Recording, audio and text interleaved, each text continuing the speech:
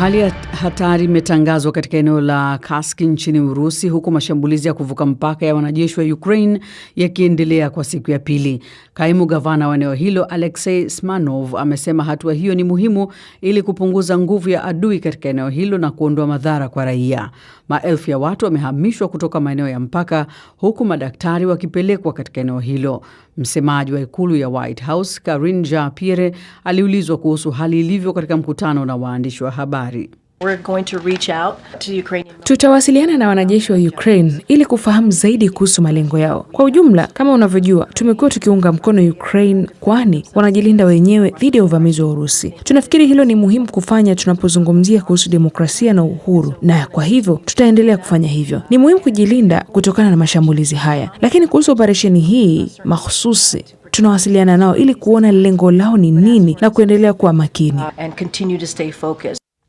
Hatua hii inakuja baada ya awali Rais Vladimir Putin kuishutumu Ukraine kwa kuanzisha uchokozi mkubwa baada ya Moscow kusema mamia ya wanajeshi walivuka mpaka karibu na mji wa Sudza, kilomita 10 kutoka mpaka wake na Ukraine siku ya Jumanne asubuhi. Uvamizi wa Ukraine katika eneo la Urusi umekuwa nadra sana tangu Urusi ilipoanzisha uvamizi wake Februari mwaka 2022. Hii si mara ya kwanza kwa Ukraine kuivamia Urusi kijeshi. Baadhi ya makundi ya Warusi wanaoipinga Kremlin yalianzisha mashambulizi mwaka wa jana ambayo hata hivyo hayakufanikiwa.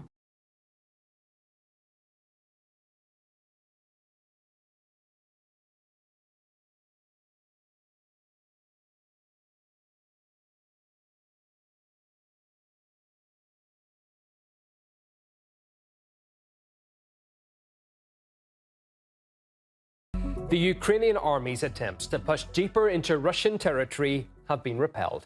That's according to the Russian Defense Ministry and follows intense fighting on the border over the past 24 hours.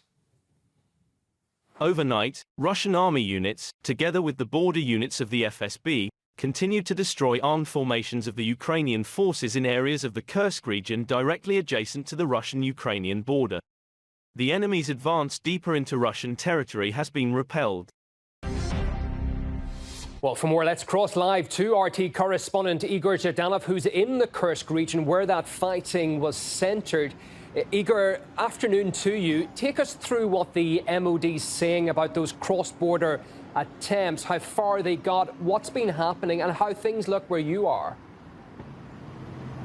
Well, basically, where I am standing right now, I can tell you that the city of Kursk is coming together. Behind me is a line of dozens of people, and it hasn't gotten any shorter in the past few hours, who have come here on a weekday at noon or just past noon to donate blood. I've had a chance to talk to one of the medics, the medic-in-chief, so to speak, here. She has told me that so far there is no need, there's no shortage of blood and hospitals, but given how many people wanted to help out, they decided that it was a good idea to deploy this mobile donor unit, well, just a unit for people to donate blood.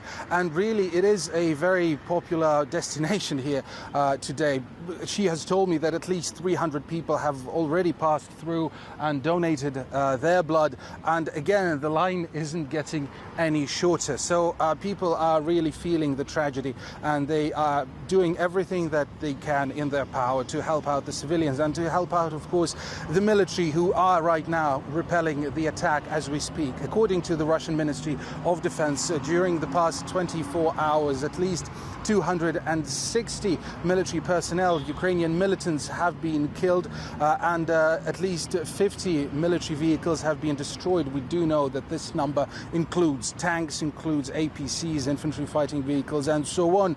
The Russians have drawn reinforcements to this point where the Ukrainians have attempted to breach the border between Russia and Ukraine. Also, military jets and helicopters, they have been working round the clock, and they have not had a chance to rest any time since the beginning of Ukraine's operation, which, by the way, has drawn criticism even within Ukraine and even within the sources close to the Ukrainian armed forces. Like, some have questioned this decision to try and attack Russia and at least try and open a whole new direction, a whole new front, given how bad it is for Ukraine right now, just outside of the city of Donetsk. Well, maybe not just outside now, because the Russians, they do move in strides, if you put it in proportion, and if you put it into perspective in regards to the pace of this conflict, because on several parts of the front there have been reports that the Ukrainian defenses, they are, if not crumbling, but they are very close to, and indeed territorial gains have been quite significant for the Russians, given the general pace that we have seen and have observed over the past year, when the front was pretty much stale and, well, not dormant, but none of the sides could had the obvious upper hand. Now, since the fall of Avdiivka, since the fall of Ocheredina, things are quite different. So people and voices inside Ukraine, political analysts, they have criticized this decision to open a new front, based on the fact that Ukraine has it really, that Ukraine desperately needs reserves on other parts on its own soil. So